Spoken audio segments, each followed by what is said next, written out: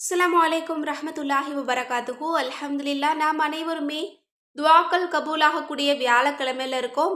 இன்றைக்கு மக்ரீபுக்கு செய்யக்கூடிய மிக சிறப்பான 9 திக்ரை தான் நம்ம பார்க்க போறோம். இதை யார் நம்பிக்கையோட செய்றீங்களோ அவங்களுக்கு இன்ஷா அல்லாஹ் நாளை ஜுமாவுடைய சூரியன் உதிப்பதற்கு முன்னாடியே அல்லாஹ் தாலா துவாக்கள் அனைத்தையுமே கபூலாக்கிடுவான். இன்ஷா அல்லாஹ் இந்த அமலை செய்யக்கூடிய பலருடைய தேவைகள் நாளைக்கு ஜுமாவுடைய நாளில் கபூலாக இருக்கும்.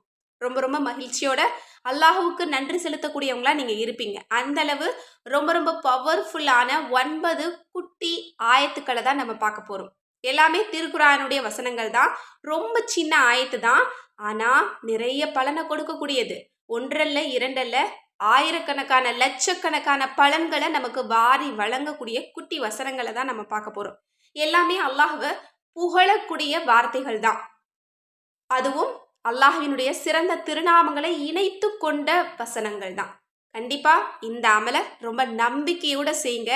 அதற்கு நிச்சயம் உங்களுக்கு பலனுண்டு. நாளைக்கு ஜுமாவில் நீங்க ரொம்ப நிம்மதியா அல்லாஹுக்கு நன்றி செலுத்தணும்னா கண்டிப்பா இந்த அமலை யாரும் மிஸ் பண்ணாதீங்க. இந்த பதிவை பார்க்கக்கூடிய எல்லாருமே நிறைய நபர்களுக்கு ஷேர் பண்ணுங்க இன்ஷா அல்லாஹ். இன்னும் நம்ம எல்லாருமே ஒரு விஷயத்துல கவனம் செலுத்துறது கிடையாது. நம்ம எல்லோருக்குமே நிறைய தேவைகள் இருக்கு, நிறைய பிரச்சனை இருக்கு. அதுவும் இப்போ இருக்கக்கூடிய சூழ்நிலையில எல்லாமே நமக்கு வசதி வாய்ப்புகள் எல்லாம் ரொம்ப எளிதா நமக்கு கொடுத்துட்டான். அதே அளவுக்கு நெருக்கடிகளையும் ரொம்ப ரொம்ப எளிதா எல்லாம் கொடுத்துக்கிட்டு இருக்கான். அப்ப அந்த நெருக்கடிகள்ல இருந்து நம்ம எப்படி தப்பிக்கிறது அப்படின்னா கண்டிப்பா அல்லாஹ்விடத்துல உதவியை கேட்கறதின் மூலமா மட்டும்தான் நம்ம அதுல இருந்து வெளியேற முடியும். ஆனா நம்மள நிறைய பேர் என்ன பண்றோம் அப்படின்னா, ஒரு நாள் 2 நாள் அல்லாஹ்விடத்துல துவா செஞ்சுட்டு எனக்கு இது எதுவுமே ஒர்க் அவுட் ஆகல, என்னோட மன கஷ்டம் தீரல, என்னோட பண கஷ்டம் தீரல, என்னுடைய துவா எதுவுமே ஒப்புக்கொள்ளப்படல அப்படின்னு விட்டுறாங்க. ஆனா நம்பிக்கையோட செய்யறதுக்கு தான் நமக்கு பலனுண்டு. இன்றைக்கு நான் உங்களுக்கு ஒரு அழகான ஒரு சம்பவத்தை நான் சொல்றேன்.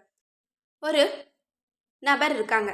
அவங்களுக்கு 2 குழந்தைகள், ஒரு மனைவி இருக்காங்க.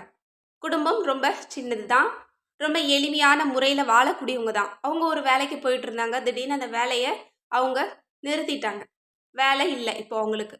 இப்படியே சில நாட்கள் போகுது. அவங்க வீட்டில் இருக்கக்கூடிய உணவுப் பொருட்கள் எல்லாமே தீந்து போகுது. இவங்களும் அக்கம் பக்கத்துல எல்லாம் கடன் வாங்குறாங்க. இன்னும் தெரிஞ்சவங்க கிட்ட எல்லாம் உதவி கேட்குறாங்க. இப்படியே நாட்கள் நகருது. ஆனா இவங்களுக்கு எந்த விதமான வேலையும் கிடைக்கவே இல்லை. அந்த வேலையில தான் இருக்கு இந்த குடும்பத்தினுடைய நிம்மதி. ஆனா அது கிடைக்கவே மாட்டேங்குது. இந்த நபரும் நிறைய தொழுகிறாங்க, நிறைய அமல்கள் செய்கிறாங்க, மனைவியும் நிறைய அமல்கள் செய்கிறாங்க. எந்த விதமான மாற்றங்களுமே இல்லை. ஒரு நாள் ரொம்ப கண்ணீரோட பள்ளிவாசலுக்கு போகிறாங்க இரவு நேரம். ஏன்னா தன்னுடைய 2 பிள்ளைங்க, என்னுடைய தந்தை ஏதாவது உணவுக்கு வாங்கிட்டு வருவாங்க அப்படின்னு பார்த்து இவங்க எதுவுமே கொண்டு போகாதனால ஏமாந்து போய் அழுது கொண்டு தூங்குறாங்க. இதை பார்த்து அந்த தாய்க்கும் தந்தைக்கும் எவ்வளவு ஒரு பெரிய ஒரு வழியா இருக்கும் அப்படிங்கிறது நம்மால உணர முடியும் இல்லையா? அப்படி அந்த நபர் அழுதுகிட்டே இவரும் பள்ளியாசலுக்கு போறாரு. இரவு நேரம். அந்த பள்ளியாசல யாருமே இல்லை. அங்க ஒரு வயதான நபர் தொழுது துவா செஞ்சுக்கிட்டு இருக்காங்க. அவருக்கு ஒரு பிரச்சனை. இவரு அழுதுகிட்டு இவரு ஒரு பக்கம் துவா செய்கிறாங்க. என்னுடைய ரப்பே, என்னுடைய பிள்ளைகளுக்கு உணவு கொடுக்க முடியாத கடைசி தருணத்துல நான் நிக்கிறேன். எல்லா நம்பிக்கையும் நான் இழந்துட்டேன். ஆனா உன் மீது நான் மிகப்பெரிய ஒரு நம்பிக்கையை நான் வச்சிருக்கேன். நீ என்னுடைய கைகளை வெறும் கையாக விடமாட்ட அப்படிங்கிற உறுதியான நம்பிக்கையோட நான் கேட்குறேன். என்னுடைய நிலைமை இதுதான். இந்த நிலைமைய நீ எனக்கு மாத்தி குடியா அல்லாஹ் அப்படின்னு துவா செய்கிறாங்க. எல்லாமே முடிச்சுட்டு இவங்க 2 பேரும் வெளியில வரலாம் அப்படின்னு வரும்போது அந்த பெரியவர்கிட்ட இந்த நபர் போய் கேட்குறாங்க. எங்களுக்கு பிரச்சனை இருக்கிறது இருக்க தான் செய்யும். நீங்க வயசானவங்களா இருக்கீங்க. நீங்க இவ்ளோ அழுகிறதுக்கான காரணம் என்ன? என்ன பிரச்சனை உங்களுக்கு? நான் தெரிஞ்சுக்கலாமா? அப்படின்னு கேட்கும்போது அவங்க சொல்றாங்க, எனக்கு பிள்ளைங்கள் இருக்காங்க. எல்லாமே ஆண் பிள்ளைங்கள் தான். எனக்கு நிறைய சொத்துக்கள் இருக்கு. அந்த சொத்துக்களுக்கு சண்டை போட்டுக்கிறாங்க. எனக்கு இதுதான் வேணும், எனக்கு இதுதான் வேணும்னு 2 பேருமே ஒரே விஷயத்துக்கு சண்டை போடுறாங்க. என்னால இத தீர்க்கவே முடியல. இதனால எனக்கு ஒரு பெரிய ஒரு தொழில் நிறுவனம் இருக்கு. அத பார்த்துக்க முடியல. என்னால முடியாத ஒரு சூழ்நிலை ஆயிடுச்சு. அப்ப அந்த தொழில்கள பார்த்துக்கிறதுக்கு எனக்கு ஒரு ஆள், சரியான ஆள் கிடைக்கல அப்படின்னு அவரு ரொம்ப கவலைப்படுறாரு. அதுக்கு பிறகு அந்த பெரியவர் கேட்குறாரு, எனக்கு இந்த நிலைமை, நீங்க எதுக்காக இந்த நேரத்துல இங்க வந்து அழுது துவா செய்றீங்க? அப்படி உங்களுக்கு என்ன கஷ்டம் வந்துச்சு? அப்படின்னு சொல்லும்போது, என்னுடைய பிள்ளைகளுக்கு கூட உணவு கொடுக்க முடியாத ஒரு சூழ்நிலையில நான் இருக்கேன். நான் வேலை இல்லாம நான் ரொம்ப தவிச்சுக்கிட்டு இருக்கேன். எனக்கு இதனால ரொம்ப மன உளைச்சல் ஆகுது. நான் நிறைய அமல்கள் செஞ்சுட்டேன். நிறைய கடனும் வாங்கிட்டேன். நிறைய பிரச்சனை. கடைசி தருணத்தில நான் நிக்கிறேன் அப்படின்னு சொல்லும்போது, அந்த பெரியவர் சொல்றாங்க, "நீங்க ரொம்ப நம்பிக்கையானவங்களா இருக்கீங்க. அதாவது அல்லாஹ்வின் மீது ரொம்ப நம்பிக்கையானவங்களா இருக்கீங்க. என்னுடைய தொழில பார்த்துக்கிறதுக்கு நீங்க வரீங்களா? நான் உங்களுக்கு வேலை தரேன்." அப்படின்னு சொல்லும்போது, இந்த நபருக்கு சந்தோஷம் தாங்கல. அல்ஹம்துலில்லாஹ் சொல்லிட்டு, "கண்டிப்பா நான் வரேன்" அப்படின்னு சொன்னாங்க. 2 பேரும் அல்லாஹ்வின் மீது நம்பிக்கை வச்சு அவங்கவங்களோட பிரச்சனைகள அல்லாஹ்விடத்துல முறையிட வந்தாங்க. அதே இடத்துல அல்லாஹ் தஆலா அவங்களுடைய 2 பேரோட பிரச்சனையுமே நீக்குனான். அல்லாஹ் நினைத்தால் எதுவும் நடக்கும். இதுதான் இந்த சம்பவத்துல நம்ம புரிஞ்சுக்கணும். கண்டிப்பா இன்ஷா அல்லாஹ் நீங்க நம்பிக்கை இழக்காதீங்க. ஒரு இரவு போதும். நம்மளோட ஒட்டுமொத்த பிரச்சனையும், ஒட்டுமொத்த தலையெழுத்தவே மாத்த முடியும்.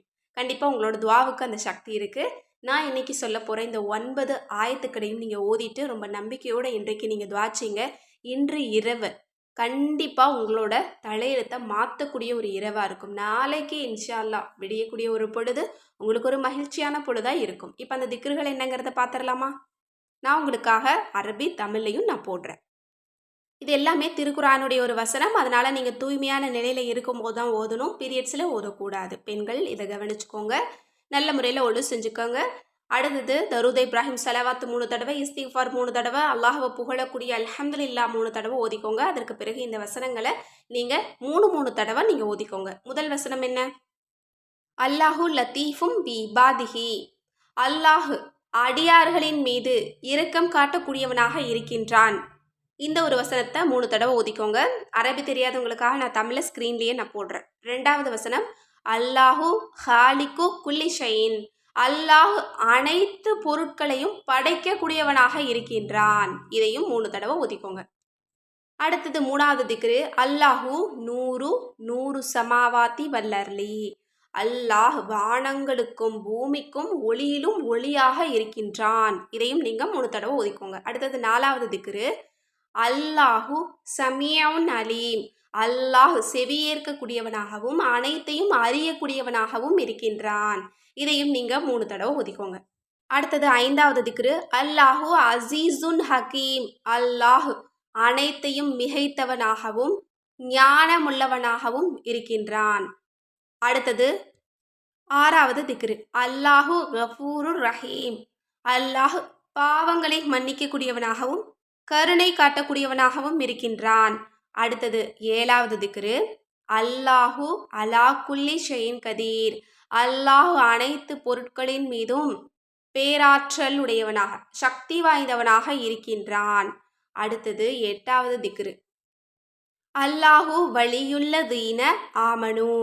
அல்லாஹ் நம்பிக்கையாளர்களை பாதுகாக்கக்கூடியவனாக இருக்கின்றான்.